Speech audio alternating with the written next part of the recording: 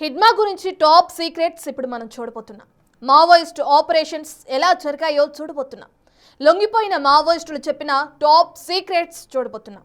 దేశమంతా సంచలనం సృష్టించిన మహేంద్ర కర్మ ఆపరేషన్ ఎలా సాగిందో చూడబోతున్నాం.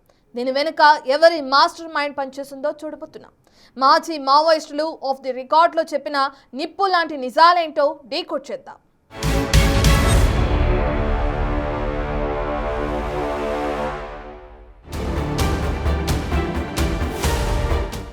2013 మే 25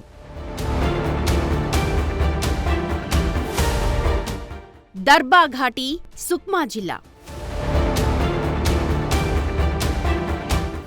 ఛత్తీస్గఢ్.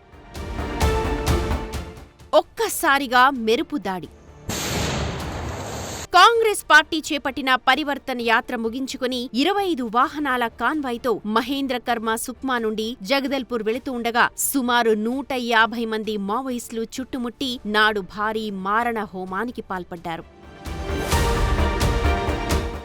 మొదట లోయలోని ఇరుకైన మార్గంలో భారీ ఐఈడీ పేలుడు జరిపి కాన్వాయ్ను ఆపేశారు. ఆ తరువాత చుట్టుపక్కల కొండల నుండి మావోయిస్టులు విచక్షణారహితంగా కాల్పులు జరిపారు. మహేంద్ర కర్మకు ఉన్న Z+ సిబ్బంది ఎదురు కాల్పులు చేసినా వారి వద్ద బుల్లెట్స్ అయిపోవడంతో లొంగిపోయారు. ఆ తరువాతే అసలు గేమ్ మొదలైంది. ప్రాణాలతో దొరికిన లీడర్లందరినీ వరుసలో నిలబెట్టారు మావోయిస్టులు. మహేంద్ర కర్మను గుర్తుపట్టి పక్కకు తీసుకెళ్లారు. అయితే ఆయన్ను తలపై కొట్టి కత్తులతో పొడిచి శరీరంపై బుల్లెట్ల వర్షం కురిపించి చంపేశారు. అంతటితో ఆగలేదు. మహేంద్ర కర్మ డెడ్ బాడీపై డాన్స్ చేశారని నాడు ప్రత్యక్ష సాక్షులు చెప్పిన మాట. మరి ఇదంతా నిజమా? ఇంత దారుణంగా మహేంద్ర కర్మను ఎందుకు చంపేశారు? ఈ మొత్తం ఆపరేషన్ కు స్కెచ్ వేసింది ఎవరు? ఆపరేషన్ లో పాల్గొన్నది ఎవరు? నిజంగానే మహేంద్ర కర్మ స్థాపించిన సల్వా జుడుం అంటే నక్సల్ వ్యతిరేక ఉద్యమంపై ఉన్న కక్షతోనే ఈ దాడి చేశారా? ఇంకా ఏదైనా బలమైన కారణముందా? అసలు ఈ ఆపరేషన్ చేసిన వారిలో హిడ్మా ఉన్నాడా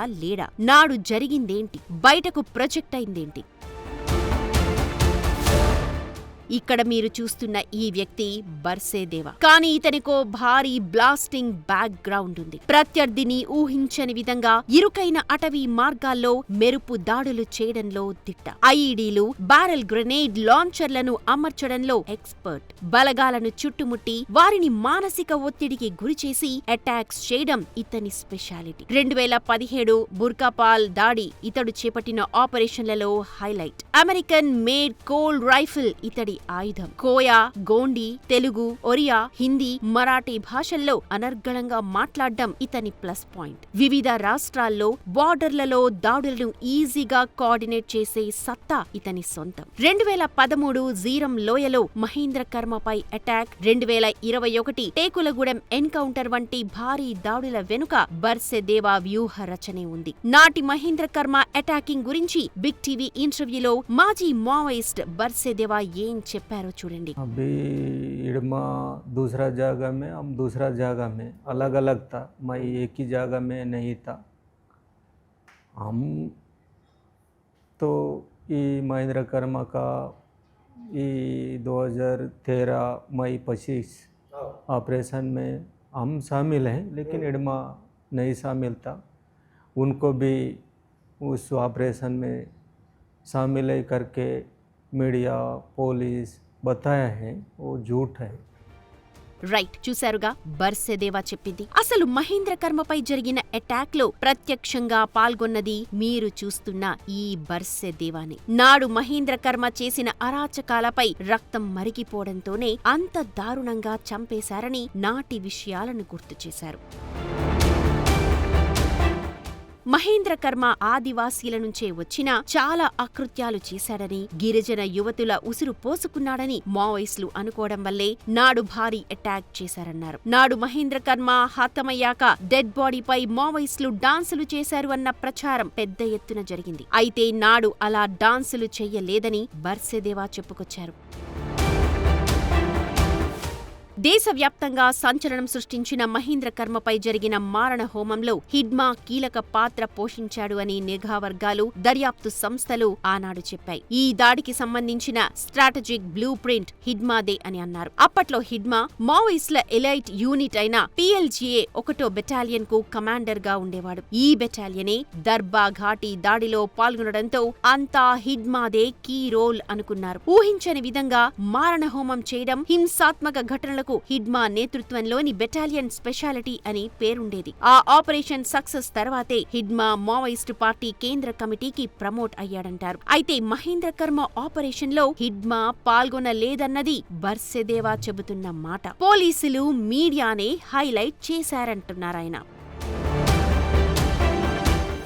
చాలా ఏళ్లు పోలీసులకు దొరకకుండా తప్పించుకున్న హిడ్మా గత ఏడాది నవంబర్ 18న ఆంధ్రప్రదేశ్, ఛత్తీస్గఢ్ సరిహద్దుల్లోని మారేడుమిల్లి అటవీ ప్రాంతంలో జరిగిన ఎదురుకాల్పుల్లో హతమయ్యాడు. హిడ్మా ఊరు ఛత్తీస్గఢ్లోని సుక్మా జిల్లా పువర్తి. బర్సేది పక్కనే ఉన్న ఓయూపారా గ్రామం. ఇద్దరిది పక్క ఊళ్లే. 15 ఏళ్ల సాన్నిహిత్యముంది. హిడ్మా చనిపోయాక తాను కంటతడి పెట్టానని చెప్పుకొచ్చాడు బర్సెదేవా. हिडमा शहीद होने के बाद मेरा को बहुत दुखी लगा हूँ। इस दुखी से हम बाहर आके इस जिम्मेदारी को हम पूरा करेंगे करके सोचा हूँ। हम बीच में फंस गया, इसीलिए मैं सरेंडर किए हैं। హిడ్మా ఎన్కౌంటర్ తర్వాత పరిస్థితులు బాగాలేకపోవడంతో జనవరి 2న బర్సెదేవా తన సహచరులతో కలిసి తెలంగాణ డీజీపీ ముందు లొంగిపోయాడు. అయితే ఇంటర్వ్యూలో దేవా చెప్పిందేంటో ఒకసారి చూడండి. सरेंडर करो, घर वापस आ जाओ करके हवन किए हैं माँ। मैं उस हवन के सुन के सरेंडर करने के लिए नहीं आए हैं। मैं काम के लिए पार्टी भेज रहा था। जाते समय मेरा गाड़ी को पुलिस चेक किए हैं। 2 बुलोरो को पकड़ के लाए। या लाने का बाद अभी का परिस्थिति को देख के सरेंडर करने का निर्णय लिए हैं। తాను లొంగిపోలేదని, పార్టీ పని మీద వెళుతూ ఉంటే పట్టుకున్నారని, అందుకే లొంగిపోవలసి వచ్చిందన్నాడు దేవా. బర్సెదేవా డైరెక్ట్ అటాక్స్ కంటే వెనక ఉండి వ్యూహాలు రచించడంలో ఎక్స్పర్ట్. అయితే ఇది నిఘా సంస్థల దృష్టిలో తాను మాత్రం డైరెక్ట్ అటాకర్ గానే అని గుర్తు చేస్తున్నారు బర్సెదేవా. ఆయన్ను మాట్లాడిస్తే ఎన్నో సంచలన విషయాలు బయటకొస్తున్నాయి. हम अभी जनता के साथ रहकर काम करेंगे या नहीं करेंगे, अभी हम निर्णय नहीं लिए हैं। हम बाद में सोचेंगे कि कैसा करेंगे, क्या करेंगे, बाद में हम सोचेंगे।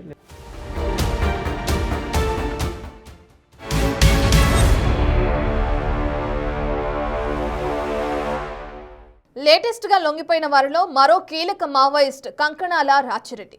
ఈయన మావోయిస్టుల డైలీ లైఫ్, ఆయుధాల సేకరణ ఎలా చేశారో, మందు పాత్రలు పెట్టి ఎవరిని అలర్ట్ చేసేవాళ్ళో చెప్పుకొచ్చారు. మావోయిస్టుల సీక్రెట్ ఆపరేషన్స్ పై కీలక విషయాలు వెల్లడించారు. మరి ఆ టాప్ సీక్రెట్స్ ఏంటో ఇప్పుడు చూద్దాం.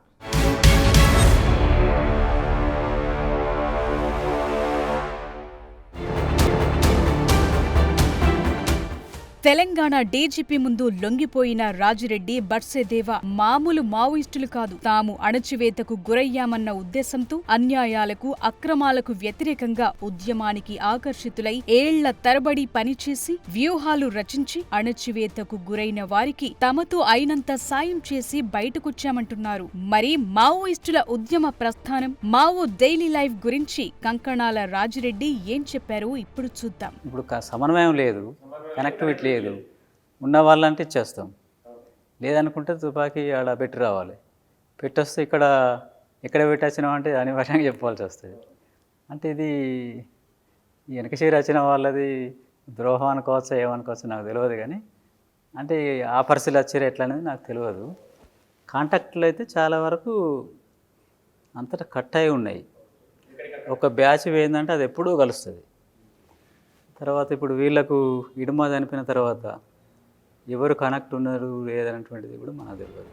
ఆపరేషన్ కగార్ మావోయిస్టు పార్టీని పూర్తిగా దెబ్బతీసిందన్నారు. ఇప్పుడు అడవుల్లో తిరిగే పరిస్థితులు లేవని చెప్పుకొచ్చారు. మావోయిస్టు పార్టీ డాక్యుమెంట్ ప్రకారం పాత పోరాట పద్ధతులు వీడాలని చెప్పిందని, విడివిడిగా 2, 3, 5 కలిసి తిరగాలని ఆదేశించిందని, అయితే తాను ఆయుధాలు వదిలేసి వచ్చానన్నారు రాజిరెడ్డి. తాను గణపతి, తిప్పిరి తిరుపతి ఎలియాస్ దేవుజీని, మల్ల రాజిరెడ్డిని కలవలేదని, బడే చొక్కారావ్ ఎలియాస్ దామోదర్ తాను 6 నెలల క్రితం వరకు కలిసే ఉన్నామన్నారు రాజిరెడ్డి. అయితే చొక్కారావ్ లొంగిపోతాడో లేదో తెలియదన్నారు. వాళ్ళ గురించి మనకు తెలియదు. ఇక్కడ దామోదర్ అయితేనో మేము కలిసి ఉంటాం, కానీ మల్లారాయరెడ్డి ఎక్కడ ఉంటో తెలియదు, గణపతి ఎక్కడ ఉంటో తెలియదు, వీళ్ళ విషయం మాకు తెలియదు కదా. మందు పాత్రలు అమర్చేటప్పుడు ఆ ఊర్లో వాళ్లకు చెప్పి పెట్టేవాళ్లమని, అందుకే అమాయకులు బలి కాకుండా ఉండేవాళ్లని ఓ సీక్రెట్ చెప్పారు రాజిరెడ్డి. పోలీస్ స్టేషన్లో సిబ్బంది పెద్దగా లేని టైం చూసి ఆయుధాలు పట్టుకెళ్లేవాళ్లమన్నారు. కొన్నిసార్లు సిఆర్పీఎఫ్ బలగాలపై దాడి చేసి వెపన్స్ ఎత్తుకెళ్లేవాళ్లమన్నారు. తాను మావోయిస్టు పార్టీలోకి వెళ్లటానికి దొరల ఆధిపత్యమే కారణమని మరో విషయాన్ని చెప్పుకున్నారు. తన సొంతూరు పెద్దపల్లి జిల్లా కాల్వ శ్రీరాంపూర్ మండలం కిష్టంపేటలో చాలా ఇబ్బందులు పడ్డామని, తాను జైలుకు వెళ్లొచ్చాక మావోయిస్టు పార్టీలో చేరానన్నారు. అంటే ప్రజల్లో అప్పటికి భూస్వాములు చేసేటువంటి దౌర్జన్యాలు, దోపిడీ, అరాచకాలు, తర్వాత అన్ని కుటుంబాల మీద వేధింపులు అనేటువంటి అప్పటి వరకు జరిగినాయి. అప్పుడు కూడా జరుగుతున్నటువంటి ఉద్యమం అనేటువంటిది కొంత వచ్చిన తర్వాత కొంత వెనుకకు తగ్గుతున్నటువంటి పరిస్థితి కూడా వస్తున్నటువంటి క్రమం, అదొక మూమెంట్గా ఉంది. అప్పుడు దాని లోపల మా కుటుంబం కూడా చాలా ఇబ్బందుల పాలైందంటే, మా భూములు లాక్కోలే కానీ భూములు కొనిచ్చి తర్వాత వడ్డీలకు వసూలు చేసి కుటుంబాన్ని చిన్నపిల్లల చప్పల పాలు చేశారు. ఆపరేషన్ కగార్లో మావోయిస్టు చీఫ్ నంబాల కేశవరావు సహా 8 మంది సెంట్రల్ కమిటీ సభ్యుల ఎన్కౌంటర్ సంచలనమే అని, నంబాల తరువాత దేవ్జీకి పార్టీ చీఫ్ ఇవ్వటంపై కులాల గొడవలు లేవన్నారు రాజిరెడ్డి. మావోయిస్టు పార్టీ ఆదివాసీలనే నాయకులుగా చేయాలని చూస్తుందని, దాడులు అనేవి పార్టీ నిర్ణయం ప్రకారమే జరుగుతాయన్నారు. కులాధిపత్యం జరుగుతుంది అనేటువంటి వాళ్ళు బయటకు వచ్చిన ఇంకా ఎక్కువ నుంచి చెప్తారు, కానీ లోపల ఒక్కరు కూడా కులాధిపత్యం ఉన్నటువంటి ఏ రోజు కూడా ఒక్కరు కూడా మాట్లాడరు. అది మాట్లాడలే, ఆ విషయమే రాదు కదా. ఒక్క ప్లేట్లో తింటే ఒక్కోసారి నా ప్లేట్ నేను తీసుకుపోతే, ఆయన ప్లేట్ నేను తీసుకుపోతా. అంటే మాదొక లక్ష్యం ఒకటి, తర్వాత కులం అనేటువంటిది మాకు ఏం అవసరం. అక్కడ గ్రామంలో ఉంటడం అనివార్యంగా ఒక అవసరం పడుతుంది. కుటుంబ నేపథ్యం నుంచి ఇంటికి వచ్చి కూర్చుంటే కూడా వాళ్ళు ఎందుకు కూర్చున్నారు, వాళ్ళు ఎందుకు కూర్చొని ఇచ్చినామని తల్లిదండ్రులు అంటారు, కులపులు అంటారు. అక్కడ ఏం అవసరం, ఆ కులం ఎందుకు? అందరూ ఒక లక్ష్యం కోసం వచ్చినాం, పనిచేస్తున్నాం కాబట్టి అదే కోణం నుంచి ఆలోచిస్తుంది తప్ప దళిత కోణం అని ఉండదు. ఇంకా వాళ్ళని ఎదిగించుకోవడానికి పార్టీ బాగా ప్రయత్నం చేసింది. ఎందుకు అని అంటే అసలు ముఖ్యమైన శిక్షణే అది. వాళ్ళ నుంచి నాయకత్వం రావడం ద్వారా మనకు మద్దతు ఎక్కువ ఉంటుంది. వాళ్ళని డెవలప్ చేసుకోవాలన్నటువంటి అక్కడ ఉన్న ఆదివాసులను చేసింది, చాలామందిని ఆల్రెడీ మిగతా వాళ్ళని కూడా చేసింది. అడవుల్లో ప్రతిరోజు 10 నుంచి 15 కిలోమీటర్లు నడిచేవాళ్లమని చెప్పుకొచ్చారు రాజిరెడ్డి. రోజు నడుస్తాం, వండుకుంటాం, తింటాం, ప్రోగ్రాంలోకి వెళ్తాం. అంటే ఎన్ని కిలోమీటర్లు అంటే 5 నడవచ్చు, 6 నడవచ్చు, 10 నడవచ్చు. అక్కడ మనం ఎక్కడైతే ఏ ఊరికైతే పోవాలనుకుంటాం, లేదా ఒక ప్రాంతం నుంచి ఏ ప్రాంతం పోదాం అనే దాన్ని బట్టి 4 గంటలు నడవచ్చు, 3 గంటలు, అంటే ఒక 2 గంటలు ఒకసారి, ఒక 2 గంటలు ఒకసారి, అట్లా ఒక్కొక్కసారి ఎక్కువ కూడా నడుస్తాం. ఫైనల్ గా లొంగుబాట్లపై కీలక కామెంట్స్ చేశారు. తెలంగాణ ప్రభుత్వం లొంగుబాట్లకు ప్రోత్సాహం ఇవ్వటం మంచి ఆలోచనని, ఇప్పుడున్న పరిస్థితులు అనుకూలంగా లేవని, అయితే ఈ విషయంపై ఎవరి అభిప్రాయం వారిదే అన్నది రాజిరెడ్డి బర్సెదేవ చెప్తోన్న మాట. సమాజంలో అణచివేతకు గురవుతున్న వారి కోసం, ఆదివాసీల కోసం తన మలిదశ ప్రస్థానముంటుందని బర్సెదేవ తన మనసులో మాట చెప్పుకొచ్చారు.